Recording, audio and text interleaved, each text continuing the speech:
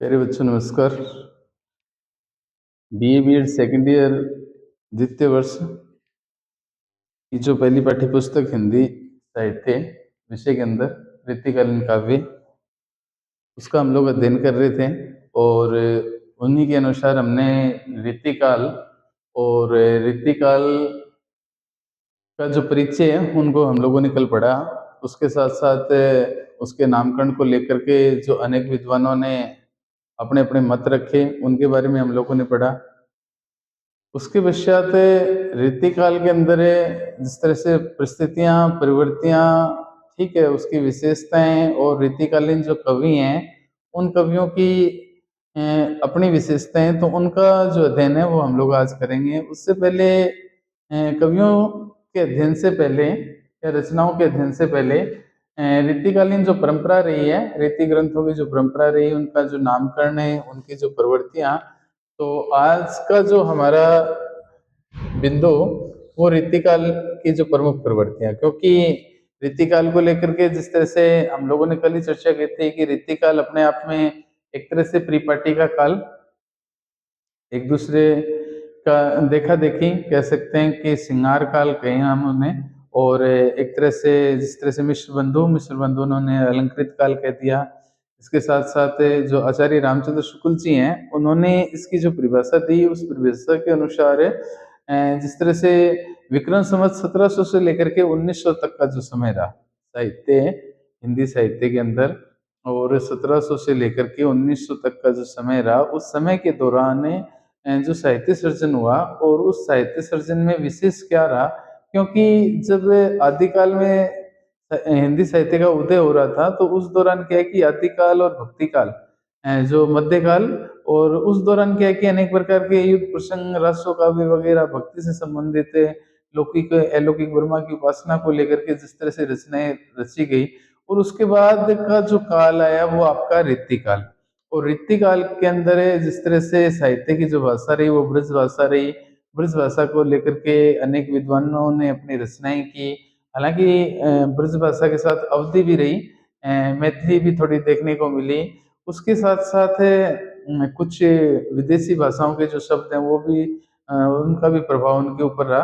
तो इस दौरान जो साहित्य सर्जन हुआ और उस साहित्य सर्जन की अपनी विशेषता रही, तो सबसे पहले उनकी प्रवृत्तियां, अगर प्रवृत्तियों पर नजर डालें तो आचार्य रामचंद्र शुक्ल जी ने इसका काल विभाजन तो कर ही दिया था, और काल विभाजन की जो समय सीमा है वो 1700 से लेकर के 1900 तक की जो समय सीमा रही। अब ये जो 200 साल थे, ये जो 200 साल थे, उन 200 सालों के दौरान जिस तरह से भारत में मुगल साम्राज्य की नींव एक तरह से रखी गई थी, और कह सकते हैं कि जो हिंदू शासक थे, ठीक है, तो जो अपना हिंदू शासक है पृथ्वीराज चौहान, अंतिम शासक है, मोहम्मद गौरी ने उनको 1991-92 में पराजित कर दिया था। 91 में उन पृथ्वीराज की विजय हुई, 92 में गौरी की विजय हुई, और उसके बाद जिस तरह से पश्चिमी गलियारे से इनका प्रवेश हुआ और उसके बाद उन्होंने अपनी साम्राज्य स्थापित किया। उसके साथ साथ इन मुगल शासकों की खातिर कहा जाता है कि ये मुगल शासक अकेले युद्ध कौशल में ही प्रवीण नहीं थे, उनके साथ साथ ये अपने आप में कला प्रेमी भी थे। ये अपने आप में कला प्रेमी भी थे। बाहर से कलावंतों को बुलाया करते थे। हालांकि देखा जाए तो जो अकबर का शासनकाल है उस शासनकाल के अंदर अब अकबर के 9 रत्नों के अंदर है, और जो साहित्य की दृष्टि से देखें या संगीत की दृष्टि से देखें तो उनमें ये कह सकते हैं कि जिस तरह से बिरबल है, टोडरमल है, तानसेन, जो तानसेन ने तबला वादक थे, तो क्या है कि संगीत की वजह से, कला की वजह से, या उनको जो महारत हासिल था एक तरह से तबला बजाने के अंदर, तो इस दृष्टि से देखें तो वो लोग एक तरह से कला प्रेमी थे। और जो रीतिकाल है अपना, वो रीतिकाल अपने आप में क्या है कि एक तरह से कलाकाल है। कलाकाल कहें हम, कलाकाल कह सकते हैं, एक तरह से श्रृंगार काल कहें। कहने का मतलब सौंदर्य के उपासक, सौंदर्य का प्रदर्शन करने वाले, कला को प्रदर्शित करने वाले। काव्य की दृष्टि से देखें तो उन काव्य के अंदर रस रहेंगे, अलंकार रहेंगे, छंद रहेंगे, जो आचार्यताओं की प्रवृत्ति वो देखने को मिलेगी। जो साहित्यकार हैं वो साहित्यकार अपने आप को श्रेष्ठ दिखाने के लिए, अपने आप को श्रेष्ठ दिखाने के लिए, और उन्होंने अपनी कला का प्रदर्शन किया, और कला का प्रदर्शन करने के साथ साथ यथा राजा तथा प्रजा वाली जो बात है वो भी हमें देखने को मिलती है। अब वो बात किस तरह से देखने को मिलती है, क्योंकि सभी जो थे वो कला प्रेमी थे, शासक थे, या कह सकते हैं कि अधिकांश जो कवि थे वो दरबारी कवि हुआ करते थे, तो वो अपने राजा की गुणशील स्वभाव की प्रशंसा किया करते थे। उनके जो वर्ण विषय थे वो वर्ण विषय भी क्या है कि अपने आप में श्रृंगार को लेकर के ही थे, और उसके साथ साथ सिंगारिकता अकेली काव्य में ही नहीं देखने को मिली, उनकी वेशभूषा में भी देखने को मिली, उनके समाज में देखने को मिली। उस पर भी हम लोग प्रकाश डालेंगे अलग अलग बिंदुओं के माध्यम से। तो सबसे पहले अगर देखें तो उन प्रवृत्तियों में उनकी जो विशेषता क्या रही, तो उन प्रवृत्तियों के अनुसार वो कहते हैं कि जिस तरह से आचार्य रामचंद्र शुक्ल जी ने इसका काल विभाजन किया, और रीति से आशय है, रीति से आशय काव्य शास्त्र के नियमों का विवेचन करना, ठीक है, या उनके नियमों का विवेचन और उन नियमों के अनुसार काव्य की रचना करना। कहने का मतलब कुछ अपने नियम होते हैं, ठीक है, और उन नियमों के अनुसार ही हमें अपनी काव्य की जो है वो रचना करनी पड़ती है। जिस तरह से ये मान के चलो कि देखा जाए तो एक तरह से मुक्त काव्य और प्रबंध काव्य, अगर क्रमबद्ध तरीके से किसी चीज की रचना की जा रही है तो वो अपना प्रबंध काव्य, स्वतंत्र भाव से अगर किसी की रचना की जा रही है तो अपना मुक्त काव्य। तो ये कहते हैं कि आचार्य रामचंद्र शुक्ल जी कहते हैं कि रीति से आशय है, रीति से आशय है काव्य शास्त्र, काव्य शास्त्र के नियमों का अ, विवेचन करना, उन नियमों के अनुसार अपने काव्य की रचना करना। अब वो कहते हैं कि रीति काल में काव्य शास्त्र के अंगों के अंगों के और लक्षण और मौलिक उदाहरणों के रूप में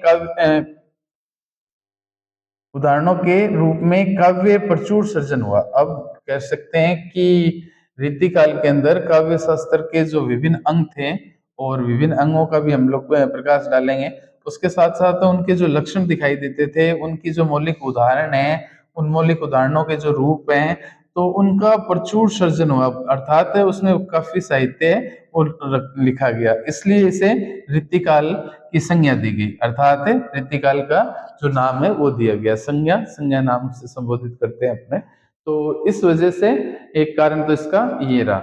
अब अगर रीतिकालीन परंपरा और रीतिकाल की जो प्रमुख प्रवृत्ति है, अगर प्रमुख प्रवृत्ति पर प्रकाश डालें तो प्रकाश डालने के साथ साथ इसका पहला ही जो बिंदु है वो युग प्रवृत्ति के चलते युग प्रतिबिंब, युग प्रतिबिंब से आशय है कि कोई भी रचना अगर हमें पढ़ रहे हैं या उस समय की है, तो उस समय की रचना के अंदर एक विशेष बात देखने को मिलेगी।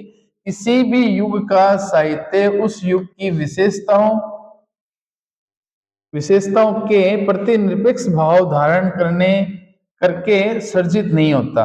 एक बात है, उस युग का जो साहित्य है उस युग की विशेषताओं के प्रति निरपेक्ष भाव धारण करके सर्जित नहीं किया जाता, बल्कि उसमें युग प्रतिबिंब में अवश्य झलकता है। युग प्रतिबिंब अर्थात जैसा मैंने आपको पहले भी बताया है कि प्रतिबिंब प्रतिबिंब साहित्य समाज का दर्पण, दर्पण दर्पण में अपन देखें तो अपना ही प्रतिबिंब दिखाई देता है। अगर अपन किसी की छवि, स्वयं की छवि देखें या किसी और की देखें तो और को दिखाएं तो उसको भी अपना ही प्रतिबिंब दिखाई देता है। उसी प्रकार समाज का दर्पण, समाज का मार्गदर्शन करने का कार्य, समाज को जागृत करने का कार्य, ये सारा का सारा जो काम है वो साहित्य का।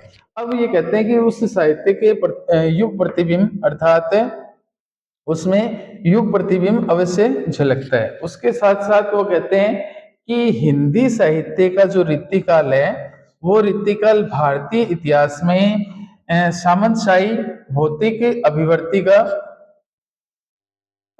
का समय था। अब उन्होंने बताया कि स्वाभाविक सी बात है, मुगल भारत में आए हुए थे, सामंतशाही व्यवस्था थी, राजा प्रजा की प्रथा जरूर चल रही थी। प्रजा भी क्या है कि एक तरह से जो ये सामंतशाही व्यवस्था चल रही थी, पूंजीपति और धनिक वर्ग के जो लोग थे या अलग अलग जो सामंत बना दिए गए थे, तो उन सामंतों के जो भी उनके प्रति व्यवहार हुआ करते थे तो उन व्यवहार से और वो एक तरह से धराशायी थे, ठीक है। हालांकि उस दौरान कला को महत्व दिया गया, और कला के महत्व देने के साथ साथ एक आधे को छोड़ दें, बाकी सारे के सारे कला प्रेमी रहे, औरंगजेब को छोड़ दें तो।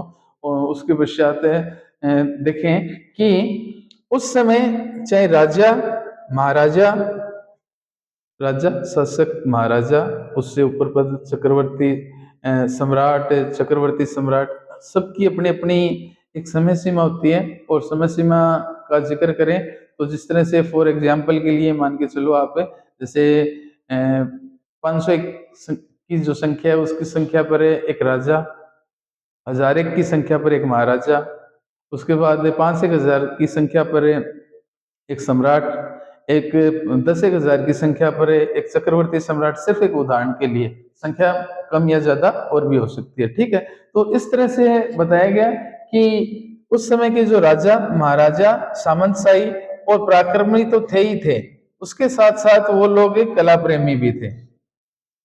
पराक्रमी के साथ साथ वो लोग एक कला प्रेमी थे, अर्थात कला से प्रेम करते थे, उनको कला की पारखी थी। अर्थात जिस तरह से कह सकते हैं कि जौहरी जो होता है उसको हीरे की परख होती है, ठीक है।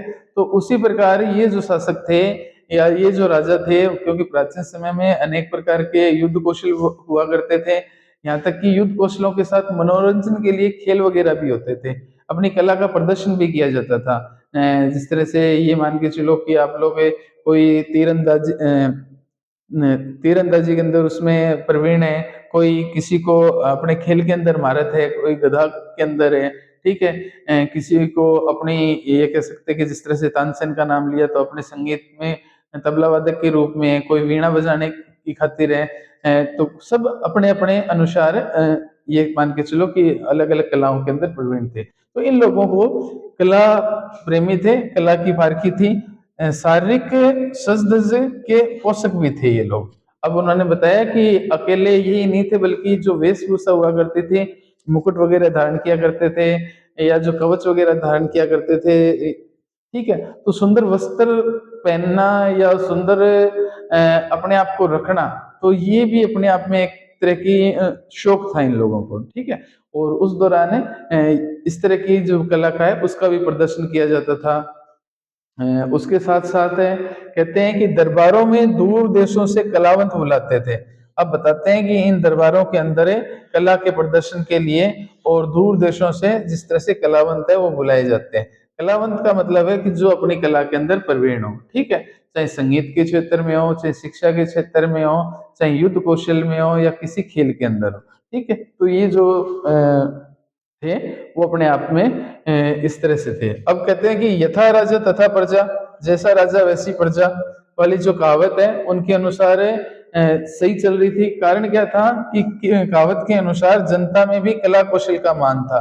अर्थात कहते हैं कि जो जिस क्षेत्र में प्रवीण था, कुशल था, उसकी वो जो जनता है वो भी उसका सम्मान किया करते थे। कई बार होता क्या था कि जैसे हम अमुक ये मान के चलो कि बैलों की दौड़ करवा दी, घोड़ों की दौड़ करवा दी, शेर का खेल दिखा दिया, या किसी के ऐसे पुरुष का जो महारत है उसको दिखा दिया, ताकि लोग उनसे प्रेम किया करते थे। तो कहते थे कि ये लोग कला प्रेमी थे। मुगल बादशाह कला प्रेमी थे, कला की उनकी परख थी, चाहे वो वास्तुकला हो, ठीक है, मूर्ति कला हो, किसी प्रकार की जो मूर्ति उसके साथ या कोई चित्र प्रदर्शनकारी हो, चित्र को लेकर के, संगीत को लेकर के। और उसके साथ साथ वो कहते थे कि काव्य की सभी जो ललित कलाएं हैं उन ललित कलाओं में वृद्धि करने वाले थे। कि देखें, वास्तुकला, मूर्तिकला, चित्रकला, संगीत कला और काव्य, ठीक है। तो इनके अंदर वो लोग क्या है कि अपनी कलाओं के अंदर वृद्धि करने वाले थे, उनको अपना महारत हासिल था, वो अपना जितना रियाज करते थे वो उतना ही उत्कृष्ट जो रूप से उसका प्रदर्शन भी किया करते थे। तो इस चीज को बताया गया। उसके साथ साथ बताते हैं कि रीतिकाल की जो प्रवृत्ति है, उस रीतिकाल की प्रवृत्ति के अंदर प्रबंध काव्य अर्थात क्रमबद्ध तरीके से लिखी हुई जो रचनाएं थी के स्थान पर उक्ति विचित्र भाव सरलता से संपन्न मुक्त काव्य रचना की गई। जैसा मैंने आपको बताया कि क्रमबद्ध तरीके से रचनाएं न करके और उन्होंने उक्ति विचित्रीय अर्थात उस तरह का जो भाव देखा, उस भाव के अनुसार सरलता से संपन्न करते हुए मुक्त काव्य अर्थात स्वतंत्र भाव से जो रची हुई रचनाएं, उन रचनाओं का उन्होंने वर्णन किया। उसके साथ साथ ये तो पहला था आपका युग प्रतिबिंब। इस युग प्रतिबिंब के अंदर हमें इस तरह की जो चीजें वो देखने को मिली।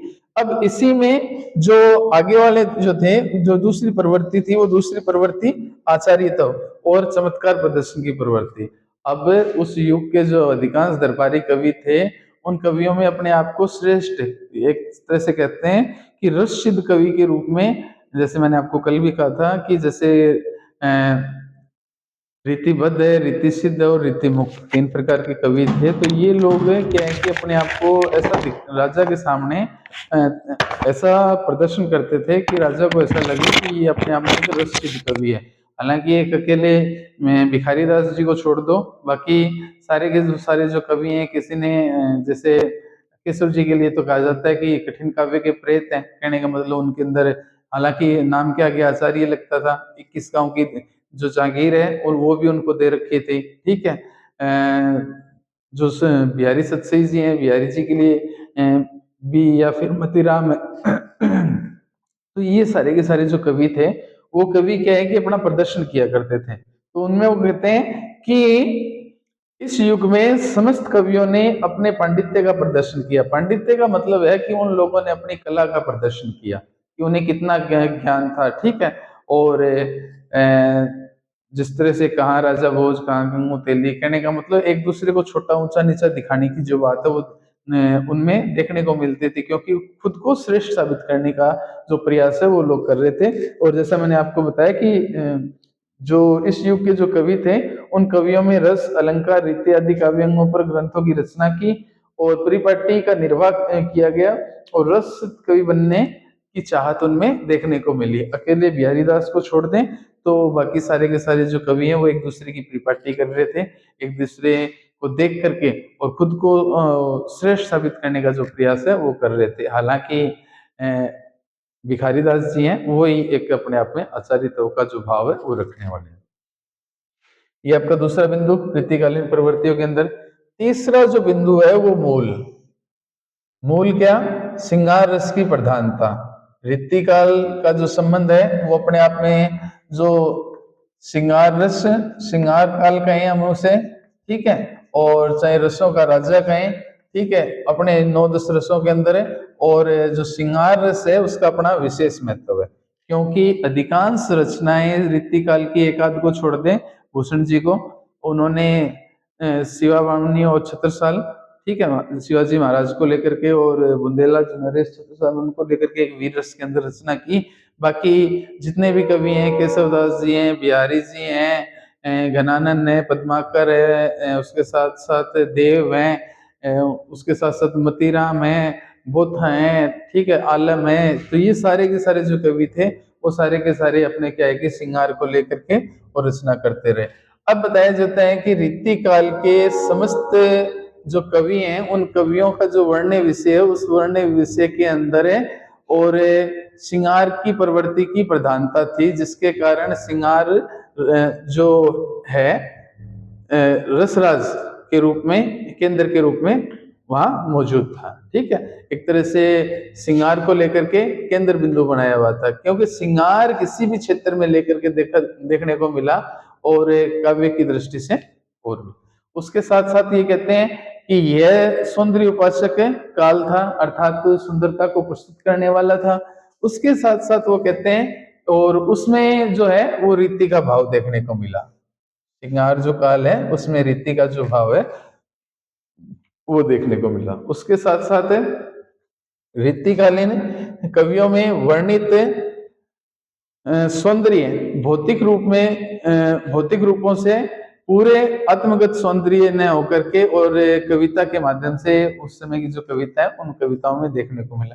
भौतिक अर्थात जैसे मैंने आपको बताया कि उस समय की जो कुछ वस्तुएं, वस्तुओं को ले लो, भौतिक आवश्यकता के लिए अपने जिन चीजों की, माफ करना, जिन चीजों की जरूरत पड़ती है, वैसे ही यहाँ बताया जाता है कि ये जो कविताएं हुई, रची गई, उन कविताओं के अंदर चाहे कोई अलंकार, चाहे कोई छंद है, चाहे कोई रस है, उन सब के अंदर या काव्य के जो रूप है या काव्य शास्त्र के अंदर या मौलिक अंगों के रूप में या मौलिक लक्षणों के रूप में, तो ये सारी की सारी जो चीजें हैं वो इनके ऊपर आधारित थी। ठीक है। तो रीतिकाल रीतिकाल की जो प्रवृत्तियां, उन प्रवृत्तियों के अंदर आगे की जो प्रवृत्ति रही है वो आपकी कला पक्ष की प्रधानता कहें, मुक्तक काव्य की प्रधानता कहें, प्रकृति चित्रण की प्रवृत्ति है, वीर रसात्मक प्रवृत्ति है, उसके साथ साथ नीति पर काव्य रचनाएं हैं। तो इन सारी सारी जो रचनाएं हैं, उनका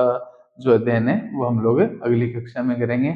आज आपके लिए रीतिकाल की परंपरा, नामकरण का अध्ययन हम लोगों ने किया और रीतिकाल की जो प्रवृत्ति थी उसका अध्ययन किया, और उसकी प्रवृत्तियों के अंदर इनके जो 3 बिंदु हम लोगों ने पढ़े, बाकी के जो है वो हम लोग अगली कक्षा में पढ़ेंगे।